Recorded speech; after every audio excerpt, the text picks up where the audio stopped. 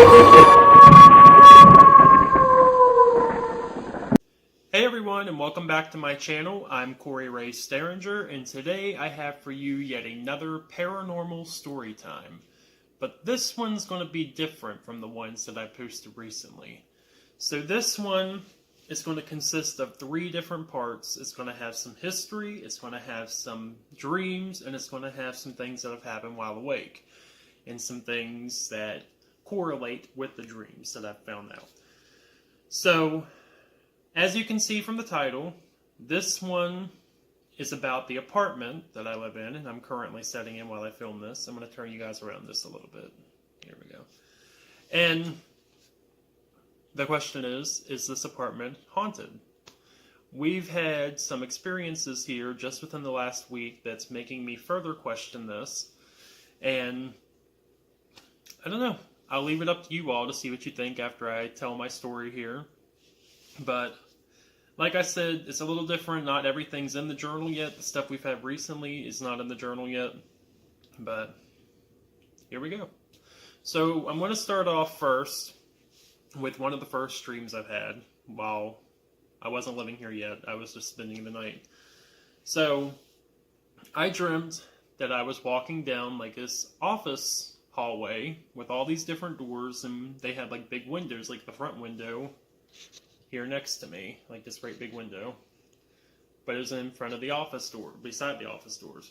And I'm walking down this hallway with this girl that I went to high school with, and we get to what represents Kelsey's apartment, and there was all these lights and everything hanging in the window. And the girl with me says, "Oh, I really like Melanie's apartment windows." And I said, "No, that's not Melanie's apartment, that's Kelsey's apartment. Melanie's my cousin who used to actually have an apartment a couple doors down from us before we moved in." But, so she's like, "Oh, okay." So I go into the door that would go into Kelsey's, and she went into the door across the hall, directly across the hall from it. And when I walk in, instead of finding myself in the living room where I'm currently sitting, I found myself upstairs in Kelsey's bedroom. And when I open the door, there's this overweight guy on the ground, well, on the floor, and he's like growling and kind of like twitching around and stuff like that. And I instantly know this guy's either possessed or he's a demon or something. And he like looks over at me, his eyes are rolled back in his head, and he starts like crawling up the wall and then onto the ceiling and just like sits there like a spider or something. And I'm like looking up at him, and about that time, Isabella, my soon-to-be stepdaughter, I'm getting married to my fiance this coming Saturday. But anyway, she comes running into the room, and I'm like, "No, don't go in there, Isabella, don't go in there." And about that time, the guy on the ceiling's head spins completely around like The Exorcist or something. And he just goes like that. And his eyes roll back in his head and everything. And I woke up from it. It really creeped me out, you know, obviously. But, relating to this dream, I found out from Kelsey. Well, when I woke up, I kind of wondered, because she had told me about it before. But I didn't think about it until after I had that dream, and she didn't give me a description of the guy or anything. So the guy in the dream, like I said, was overweight. He was wearing like a hoodie and sweatpants, and pretty much probably about 30s for age. And I remember Kelsey telling me there was a guy across the street from us, in one of the apartments across the street from us, that had overdosed and passed away in the apartment. And that's what I got to thinking as soon as I woke up, that it was him. So I asked Kelsey, I said, "What did that guy look like?" And she said, "Oh, he was like a bigger, heavyset guy." So I get to thinking maybe that was him, you know, because a lot of people say when under the influence of drugs and things, it's almost like being in a possession or something. And the fact that in the dream, the girl that was with me, which I don't understand why she was with me, went into the apartment straight across the street from us, and the guy's apartment is the girl in the dream went into the door straight across from ours, and in real life, the guy's apartment is straight across from ours. So, I don't know if that represents anything or not, but, yeah, so that was a creepy one in itself. And then the next one that I had was a waking experience and a dream experience all in one. So I woke up in the dream. I was still dreaming, but it felt like I woke up. And looked beside me, and there's this woman standing next to the bed, like with her arms crossed like this. And I'm like, who are you? Why are you here? And she just like looks over her shoulder at me, and then I wake up, kind of panicking because I'm thinking, oh, this woman was just standing next to my bed. Well, then I lay back down realizing it was a dream. As I'm laying there, I'm like half asleep, and I keep hearing like something, it sounds like something coming up the stairs, and then I hear like a bunch of whispers all at one time. Then I hear, Corey, right in my ear. So I like jump up out of the bed, get ready, and leave for work like an hour early, because it freaked me out so much. But that one I haven't found anything really that corresponds with that dream, but yeah, it creeped me out. So the next one, it actually happened twice. And the first time, again, I dreamt that I woke up and was in the bedroom, and Kelsey and Isabella had come home from school and work. And I'm like, oh, you're home already. So I get up and I start to make the bed. And as I'm talking to them, I go to throw the blanket up to put it on the bed. And as it goes up, it's Kelsey and Isabella standing there. And when it comes back down, it's these two little girls wearing pink dresses, and their hair's in braids like Wednesday Addams is on my shirt here. And they have their backs to me. And I'm like, who are you? And they both turn around and look at me. And the oldest one, who I knew was older because she was a little bit taller than the other, but they look just alike, says to me, this is our house. And I wake up, freaked out, obviously. And then there was another time with the same two sisters that I was asleep, and Kelsey actually came up and was waking me up in real life. And just as I was getting ready to wake up, I just had this flash vision of those two sisters again, but this time they were standing there holding hands like the first time, but they were facing me, and their hair was all wet and draped over their face like the girl from The Ring or something. They didn't say anything or anything, and just like a flash vision real quick of them. But that was the end of them. I don't know where that would have come from. The girls, they looked like some Asian descent. I don't know exactly what, but I don't know. It was really creepy. Creepy children, like I said before in the last video.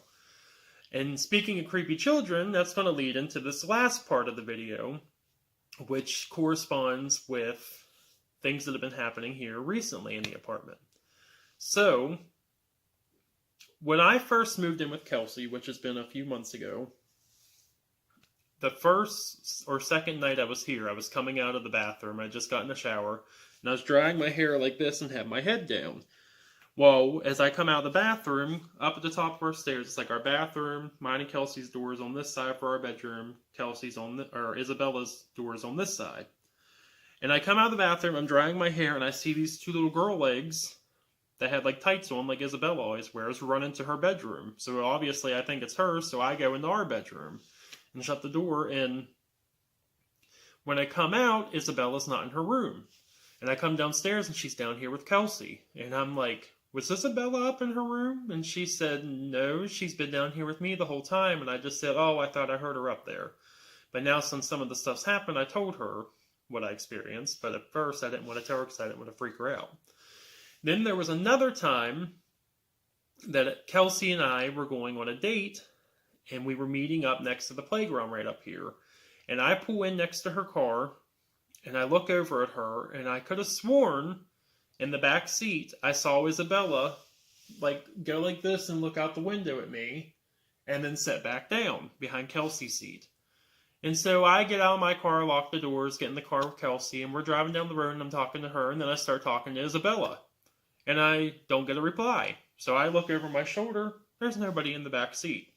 And I tell Kelsey, I thought Isabella was back there. And she said, no, she's at her grandma's. And I was like, I could have swore I saw her sitting back there. She's like, no. So yeah. So then here the other night, just this week, Kelsey was home alone. I was at work because I work night shift at the local hospital. And Isabella was spending the night at her grandma's house. And Kelsey said she had woke up and thought she heard something fall or a door slam or something down here in the living room or kitchen. And right after that, she heard a little girl's voice say, Mama.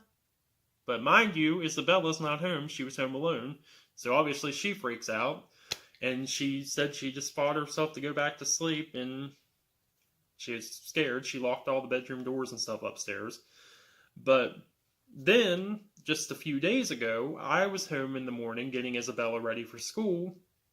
And as we're sitting on the bed and I'm brushing her hair, she's watching TV and not really paying attention to me. And I'm trying to brush her hair and she wouldn't hold her head the right way. And I'm like, can you hold your head like this? And she wouldn't. So I went like this in front of her face to kind of get her attention from the TV and went, hello? And then as soon as I said that, I could have swore I heard a little girl's voice from downstairs say, hello. And Isabella even said to me, who did you say hello to? And there was another time, separate from the little girl. That's all the ones for the little girl that we've had. Well, let me tell this first, before I get into the next part. So this little girl, all this stuff's happening, seeing some stuff and everything.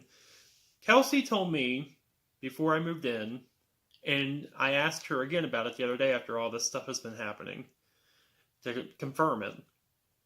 Before I ever moved in here, there was a guy a couple doors up from her, an older man, who always swore up and down there was a little ghost girl in his apartment. And Kelsey said that you would even see him at night, and he told people he would. He would block his front door with furniture to keep the little girl from coming into his apartment at night, is how often he was seeing things and hearing things, I guess. And Kelsey said you would see him at his front window moving furniture in front of the door before he went to bed.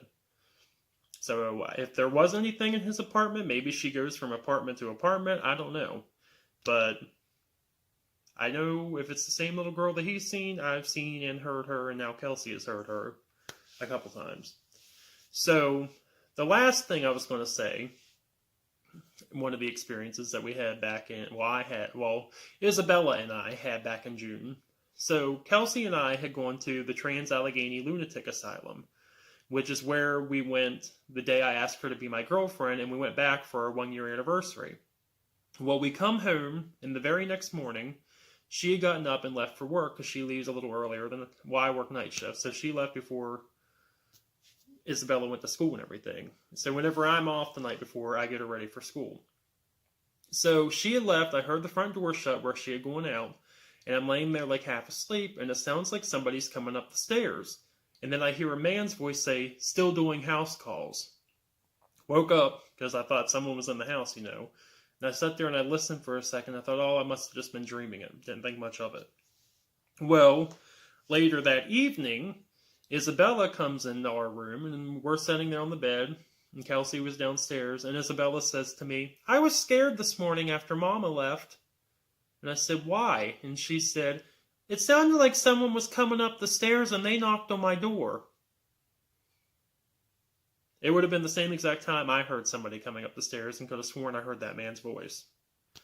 So, I don't know. My first thing was, oh my gosh, I hope nothing followed us home from that asylum. We haven't had anything else like that happen other than the little girl thing. But I think she was already here if she is. But I don't know. But let me know what you think in the comments below. Do you think it's just the dreams are just my imagination? Do you think we're just hearing things? Do you think it's just coincidence corresponding with the guy across the street that had overdosed and then having that dream, and then the little girl in the one man's apartment, and now we're seeing and hearing the little girl? I don't know. Let me know what you think. If you want to see any more videos like this, make sure you hit the subscribe button down below, and make sure you're getting all the notifications of when I post new things. And like I said in the one video, I'm going to try to start posting more. I know, like I said, I'm getting married a week from today, so I don't know if I'll post any more this week after this one. But if I do, if you're subscribed, you'll know. But thanks for watching, and I hope you all have a great day. Thanks. Bye.